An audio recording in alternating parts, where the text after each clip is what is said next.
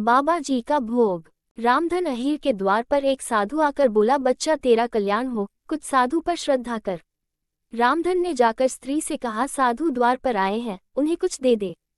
स्त्री बर्तन मांज रही थी और इस घोर चिंता में मग्न थी कि आज भोजन क्या बनेगा। घर में अनाज का एक दाना भी न था। चैत का महीना था, किंतु यहाँ दोपहर ही को अंधकार छा गया था। उपज सारी की सारी खलिहान से उठ गई। आधी महाजन ने ले ली, आधी जमींदार के प्यादों ने वसूल की। भूसा बेचा तो बैल के व्यापारी से गला छूटा। बस थोड़ी सी गांठ अपने हिस्से में आई, उसी को पीट पीट कर एक मन भर दाना निकाला था। किसी तरह चैत का महीना पार हुआ। अब आगे क्या होगा? क्या बैल खाएंगे, क्या घर के प्राणी खाएंगे, ये ईश्वर ही जाने। पर द्वार पर साधु आ गया है, उसे निराश कैसे लौटाएं? अपने दिल में क्या कहेगा?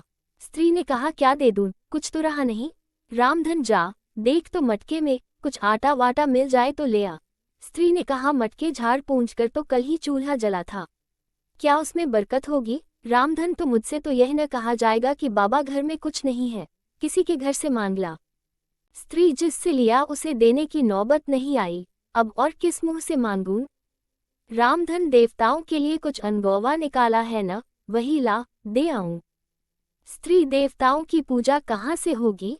रामधन, देवता मांगने तो नहीं आते, समाई होगी करना, न समाई हो न करना। स्त्री, अरे तो कुछ अनगौवा भी पंसेरी दो पंसेरी है, बहुत होगा तो आज सेर। इसके बाद क्या फिर कोई साधु न आएगा?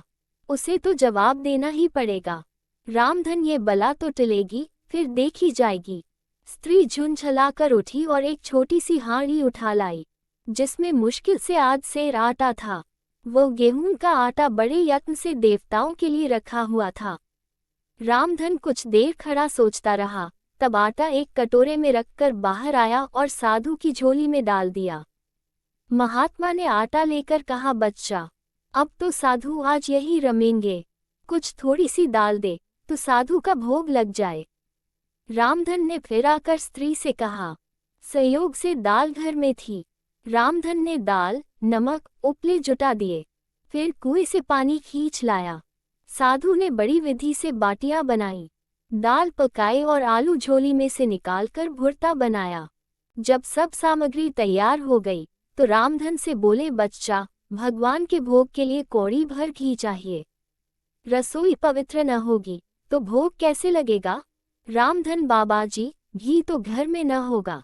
साधु, बच्चा, भगवान का दिया तेरे पास बहुत है, ऐसी बातें न कह। रामधन, महाराज, मेरे गाय भैंस कुछ नहीं है, घी कहाँ से होगा? साधु, बच्चा, भगवान के भंडार में सब कुछ है, जाकर मालकिन से कहो तो। रामधन ने जाकर स्त्री से कहा, घी मांगते हैं, मांगने को भी, पर घी बिना कौर नहीं धंसता। स्त्री, तो इसी दाल में से थोड़ी लेकर बनिए कि यहाँ से ला दो। जब सब किया है तो इतने के लिए उन्हें क्यों नाराज करते हो? घी आ गया। साधु जी ने ठाकुर जी की पिंडी निकाली, घंटी बजाई और भोग लगाने बैठे। खूब तन कर खाया, फिर पेट पर हाथ फेरते हुए द्वार पर लेट गए। थाली, बटली और कलछूली रामधन घर में मांजने के लिए उठा ले गया। उस रात रामधन के घर चूल्हा नहीं जला, खाली दाल पकाकर ही पी ली। रामधन लेटा तो सोच रहा था, मुझसे तो यही अच्छे। बंद दरवाजा। आफताब उफुक की गोद से निकला। बच्चा पालने से वही मलाहत, वही सुर्खी, वही खुमार, वही जिया। मैं बरामदे में बैठा था, बच्चे ने दरवाजे से झांका, मैंने मुस्कराकर पुकारा, वो मेरी गोद में आकर बैठ गया। उसकी शरारतें शुरू हो गईं। कभी कलम पर हाथ बढ़ाया, कभी कागज पर दस्त दराजी की। मैंने गोद से उतार दिया, वो मेज का पाया पकड़े खड़ा रहा। घर में न गया, दरवाजा खुला हुआ था। एक चिड़िया फुदकती हुई आई और सामने के सेहन में बैठ गई। बच्चे के लिए तफरीह का ये नया सामान था। वो उसकी तरफ लपका, चिड़िया जरा भी न डरी। बच्चे ने समझा अब ये परदार खिलौना हाथ आ गया। बैठकर दोनों हाथों से चिड़िया को बुलाने लगा। चिड़िया उड़ गई। मायूस बच्चा रोने लगा, मगर अंदर के दरवाजे की तरफ ताका भी नहीं। दरवाजा खुला हुआ था।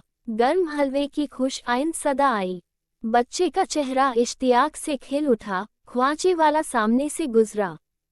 बच्चे ने मेरी तरफ इल्तिजा की नजरों से देखा। जूं जूं ख्वांचे वाला दूर होता गया, निगाहें इल्तिजा एहतिजाज में तब्दील होती गई। यहाँ तक कि जब मोड़ा गया और ख्वांचे वाला नजरों से गायब हो गया तो एहतिजाज ने फरियाद पर शोर की सूरत इख्तियार की, मगर मैं बाजार की चीज़ें बच्चों को नहीं खाने देता। बच्चे की फरियाद ने मुझ पर कोई असर न किया। मैंने आइंदा एहतियात के ख्याल से और भी अकड़ कली। कह नहीं सकता बच्चे ने अपनी माँ की अदालत में अपील करने की ज़रूरत समझी या नहीं। आम बच्चे ऐसी उफ्तादों के मौका पर माँ से अपील करते हैं। दरवाज़ा खुला हुआ था। मैंने अश्कशोई के ख्याल से अपना फाउंटेन पेन उसके हाथ में रख दिया। बच्चे को कायनात की दौलत मिल गई। उसके सारे कवाए ज़हनी इस नए उकदे को हल करने में मुनहमिक हो गए। दफतन दरवाज़ा हवा से खुद ब खुद बंद हो गया। पट की आवाज़ बच्चे के कानों में आई। उसने दरवाजे की तरफ देखा। उसका वो इन्हिमाक फील फौर गायब हो गया। उसने फाउंटेन पेन फेंक दिया और रोता हुआ दरवाजे की तरफ चला, क्योंकि दरवाज़ा बंद हो गया था।